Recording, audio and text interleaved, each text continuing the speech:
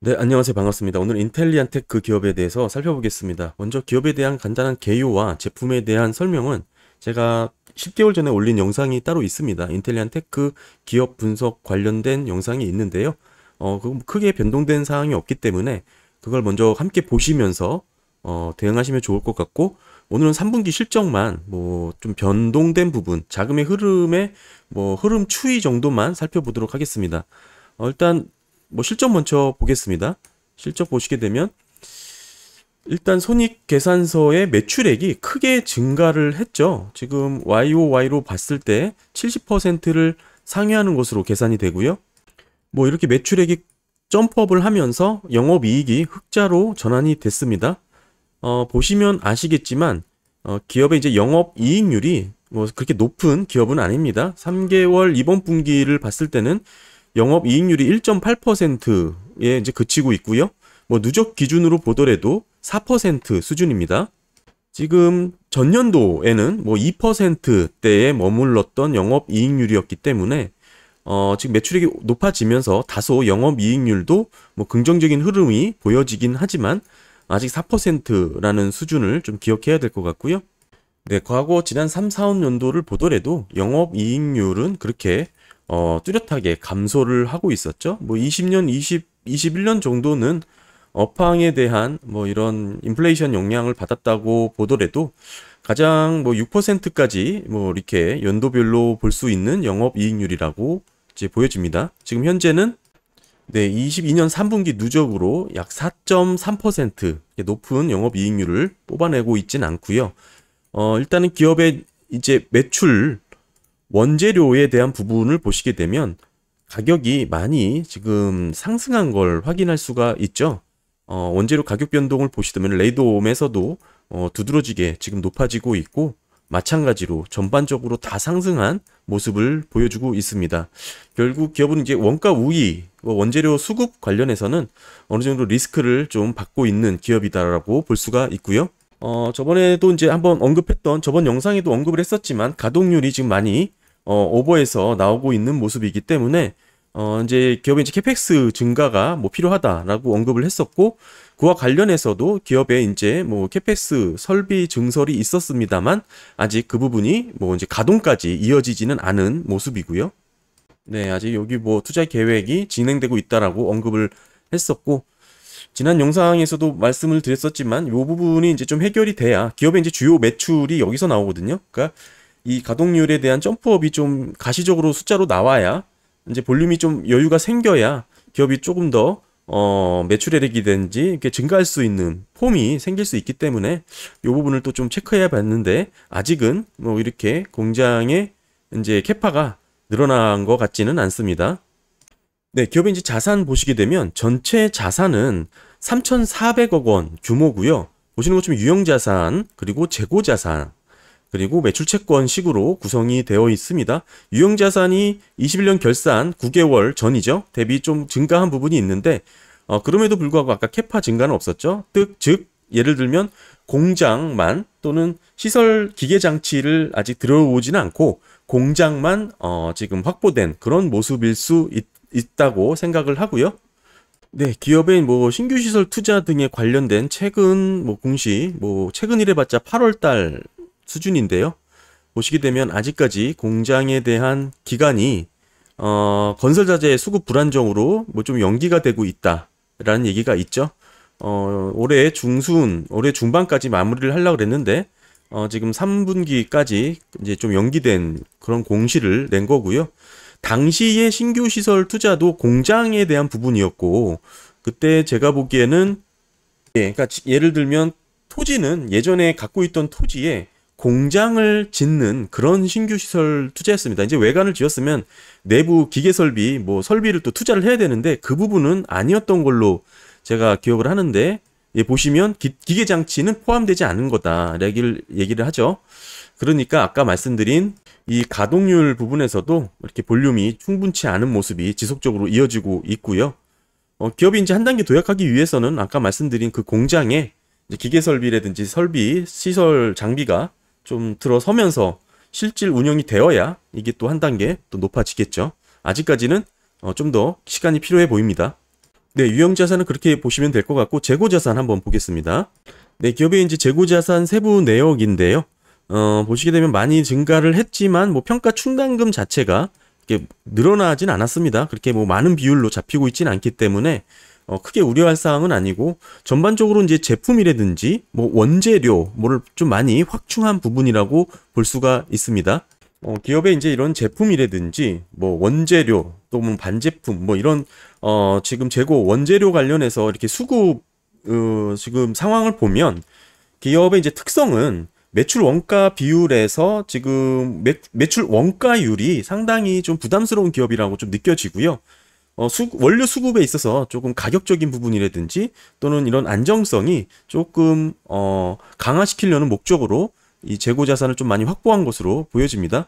아까 말씀드렸다시피 영업이익률이 좀 현격히 낮았던 기업에 속했고요. 또 하나는 주요 이제 원재료 관련해서 지금 보시게 되면 이렇게 급격하게 증가하고 있는 이런 가격 변동 추이도 뭐 이런 것을 추정해 볼 수가 있고, 원자재 가격 상승세가 뚜렷하게 지금 나타나고 있는 기업이기 때문에 가능한 좀 안정적으로 수급이 이루어질 수 있고 재고를 좀 많이 쟁겨 놓은 그런 재고 지금 재무 상태라고 보여집니다. 특히 이제 주요 원재료라고 할 수 있는 이 레이돔의 가격 상승세가 제가 21년 기준으로 살펴봤을 때도 상당히 높았는데 지금 거기서 더 높아졌어요. 그러니까 수급 상황에 있어서 이런 변동되는 이런 수급 불안정성을 어느 정도 확보하는 기업의 이제 재고자산 전략이 아닐까 뭐 이렇게 보여지고요. 결국에는 이런 원자재, 필수 원자재에 대한 수급 안정성을 조금 갖추는 게 기업의 이제 영업이익을 높이는 그런 또 지름길이 될 것 같은데 좀 어려운 부분이죠. 네, 보시면 기업의 이제 단기금융 상품이 조금 감소를 했고요. 네, 세부 내역 보시면 뭐 신탁 자금이 조금 축소되고 전반적으로 현금을 조금 쓴 것으로 보여집니다. 결국에는 이제 뭐 현금을 써서 뭐 재고 자산, 원재료를 좀 축적했다. 뭐 이렇게 좀 간단하게 좀 볼 수 있는 그런 그림이고요. 현금 흐름으로 좀 더 자세하게 보겠습니다. 네, 인텔리안테크의 영업활동 현금 흐름 지난 연도, 지난 분기 대비 연속해서 지금 보시면 적자를 이어가고 있고요. 지금 103억 원에서 93억 원, 뭐 비슷한 수준에서 지금 흐름이 유지되고 있습니다. 일단 당기 순이익이 지금 뭐 흑자로 그래도 잡혔기 때문에 지금 실제 현금이 들어오지 않은 이유에 대해서 좀 먼저 들여다보면, 네, 보시면 실제 당기순이익은 손익계산서 상의 당기순이익은 162억 원이 잡혔지만 실제 현금은 들어오지 않았죠. 그 원인으로 볼 수 있는 부분은 지금 당기순이익에 잡힌 162억 원 중 이 절반 정도 86억 원은 외화 환산 이익입니다. 결국에는 기업이 들고 있던 달러의 가치가 환율 변동에 의해서 반영한 것인데요. 장부 가치를. 뭐 당연히 들고 있던 달러의 가치가 높아져서 뭐 당기순이익에 인식을 한 건데 이거는 뭐 실제 현금이 들어온 건 아니죠. 그러니까 단순히 이제 들고 있던 자산의 가치가 장부상으로 변한 것뿐이고 실제 현금이 들어온 건 아니라서 이렇게 마이너스로 차감을 해준 겁니다. 이제 앞으로 강달러 시대가 저물면 이것도 다시 이제 이익이 아니라 이제 또 손실로 인식이 되겠죠. 일단 외환사는 이제 뭐 실질적으로 기업의 이제 영업활동과 상관없는 영역이니까 기존의 162억 원 순이익의 절반은 그 들고 있던 달러의 이제 환율 변동이다라는 의미고요. 또 하나는 보시게 되면 큰 내용이 이제 재고 자산에 있는데요. 375억 원이나 잡혔습니다. 결국 지금 운전자분의 변동에 있어서 재고 자산이 지금 크게 늘어났던 부분과 일맥상통하고요. 네, 요거를 보시면 더 쉬운데요. 비용의 성격별 분류를 보시면 매출 원가와 판관비 모두 합산한 그런 비용이고요. 여기서 재고자산의 변동에 이제 300억 원 가량 잡힌 부분이 있습니다. 이게 마이너스로 잡혔는 의미는 이 300억 원 가량 당분기에 재고자산이 늘어났다라는 뜻입니다. 재고자산이 늘면 영업 비용으로 이렇게 차감이 됩니다. 왜냐하면 남은 금액에 대해서 들어간 비용을 차감받기 때문이는데 결론적으로는 이 전체 비용, 매출 원가와 판관비가 포함된 전체 비용에서 이 300억 원만큼 기업은 혜택을 본 것이죠.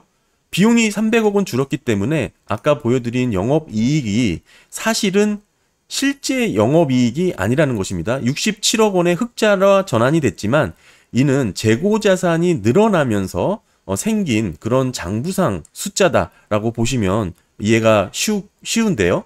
뭐 그렇다고 해서 무조건 재고자산이 늘었기 때문에 부정적이다 뭐 이렇게 접근하기보다는 아까 이 기업의 특성은 원자재 수급 안정화에 대해서 되게 지금 중요한 이슈가 있는 기업이기 때문에 앞으로 늘어날 수 있는 매출액이라든지 또는 전방 기업과의 뭐 이런 협력, 뭐 수주 물량 맞추는 관계에 있어서 안정적으로 원재료를 또는 수입하거나 매입하는 과정이 되게 중요합니다. 따라서 지금의 이제 재고자산 확대는 충분히 어느 정도 기업의 수급 안정성에 있어서 유리한 판단이었다고 생각을 하고요.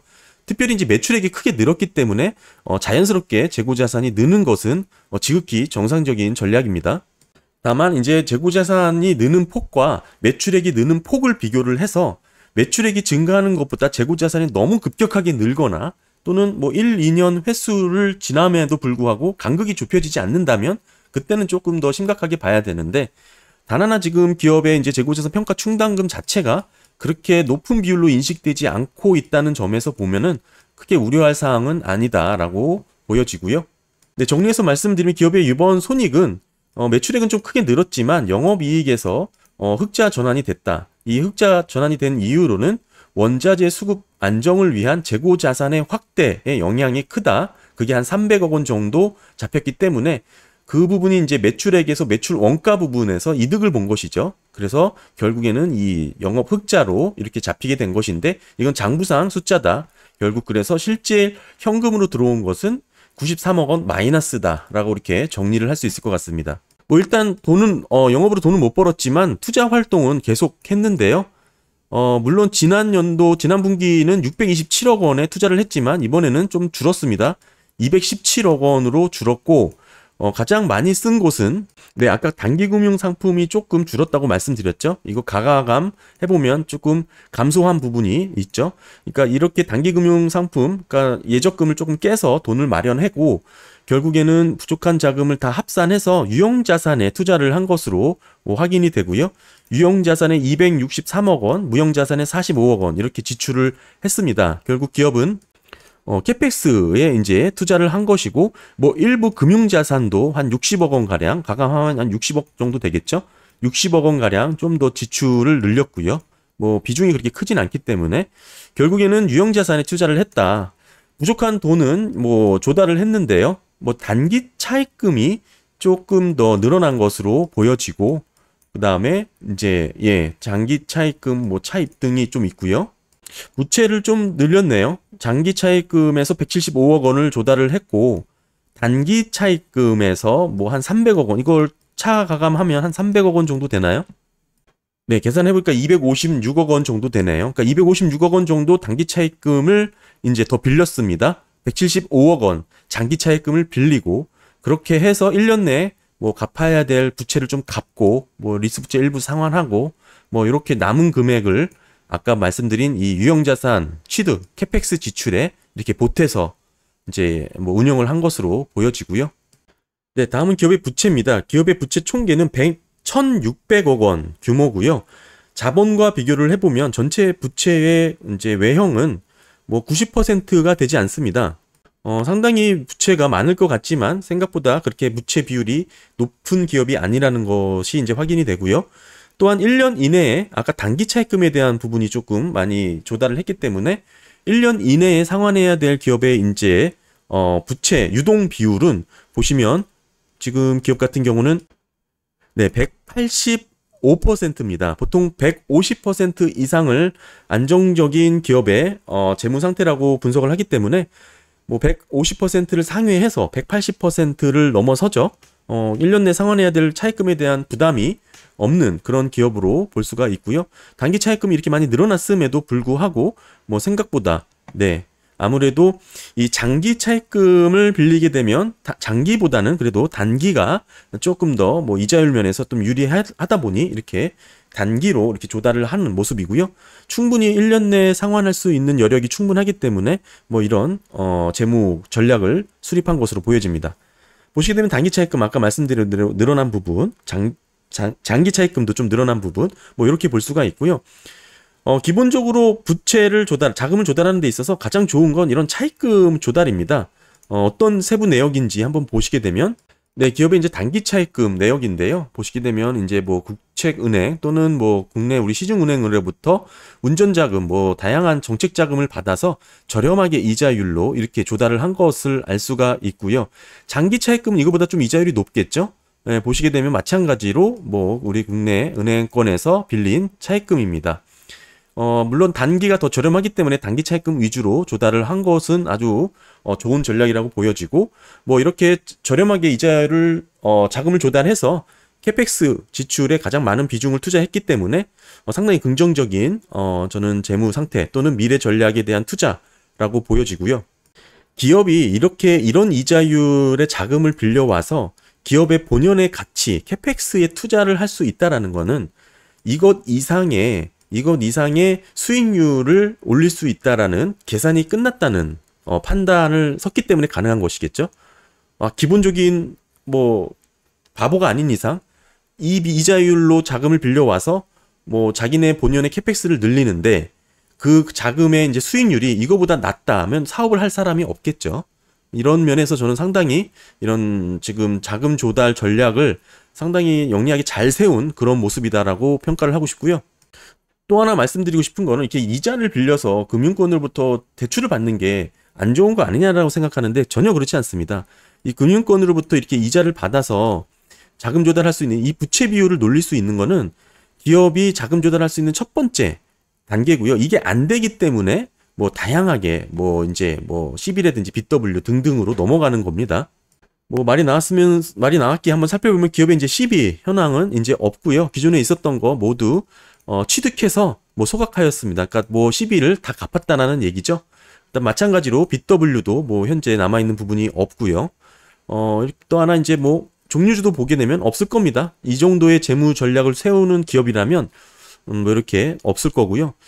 이제 다만 이제 뭐 스톡 옵션은 있을 수 있겠죠. 네, 보시게 되면 아무래도 연구개발과 성장하는 기업들의 경우에는 직원들에게 대한 스톡 옵션으로 줘야 되고, 전체 뭐 미행사 수량에 대한 비중을 놓고 보면 82,000주 정도가 되죠. 82,000주인데 이게 기업의 이제 전체 주식 수랑 비교를 해야 됩니다. 지금 보시게 되면 발행 주식 수 대비로 뭐 8만 주 정도니까요. 보시면 뭐 1%도 되지 않죠. 뭐 전혀 오버행이라든지 뭐 이슈 희석되는 가능성이 상당히 저조하다, 낮다, 뭐 이렇게 볼 수가 있습니다. 네, 다음은 기업의 이제 자본이고요. 자본 총계는 1,800억 원 규모입니다. 일단 전체 자본 규모 대비 자본금에 대한 비중이 상당히 낮죠. 2.5% 정도 될 것 같은데요. 상당히 낮은 수준이라 뭐 이제 무상증자에 대한 가능성도 뭐 충분히 엿볼 수 있는 자본 구성이고, 이익잉여금이 지금 21년 결산 대비 또 증가한 모습 이렇게 좀 확인이 되고, 자본 잉여금이 상당히 많죠. 기업은 이제 뭐 지난 영상에서 살펴봤지만 과거에 유상증자를 한번 한 적이 있습니다. 그때 조달한 자금으로 뭐 이렇게 현재 지금 자본 잉여금이 이제 늘어난 부분이고요. 뭐 앞으로 뭐 투자를 위한 뭐 자금 조달로 이제 볼 수 있는 부분이죠. 네, 뭐 여전히 발행 주식 수가 뭐 900만 주 정도니까요. 게다가 뭐 최대 주주 이외에 뭐 특권인 비율이 30%니까 지금 상당히 묶여 있는 주식도 좀 되고요. 뭐 어느 정도 무상증자에 대한 가능성도 있어 보입니다. 네, 오늘 인텔리안테크 3분기 보고서 중심으로 살펴봤는데요. 지난 연도에 한번 살펴봤던 부분에서 뭐 크게 달라진 부분은 보이지 않았고요. 특히 이제 뭐 매출액이 좀 급격하게 한 75% 정도로 늘어난 거는 상당히 긍정적인 부분이라고 보여지고, 그 외에 아직은 기업의 이제 영업이익 단에서 뭐 특별히 이제 원재료 수급 관련된 부분에 대한 경쟁력은 지난 연도와 좀 비슷한 수준에서 이어져 오고 있는 것 같고, 이를 대처하기 위한 기업의 이제 전략으로는 재고 자산을 많이 확충하는 방법으로 조금 뭐 진행되고 있는 것 같습니다. 물론 지금 매출액이 YY로 한 75%로 증가했기 때문에 지극히 자연스러운 재고 자산의 증가고, 그로 인한 영업이익의 흑자 전환의 효과도 지금 보고 있고요. 다만 아직 영업이익에서 뭐 영업 활동 현금 흐름으로는 흑자로 지금 전환되지 않은 모습이기 때문에 좀 비슷한 추이가 이어지고 있다라고 보여지고, 지속적인 캐펙스 투자를 지금 이어가고 있고, 다만 이 캐펙스 투자는 아까 말씀드렸다시피 공장 외관, 공장 건설에 지금 진행되고 있는 부분이고, 이제 향후 또 시설, 기계 장비 등이 이제 또 추가적으로 이어져야 이제 본격적인 기업의 이제 주력 제품인 위성통신 안테나의 가동률도 좀 여력이 생길 것으로 보여집니다.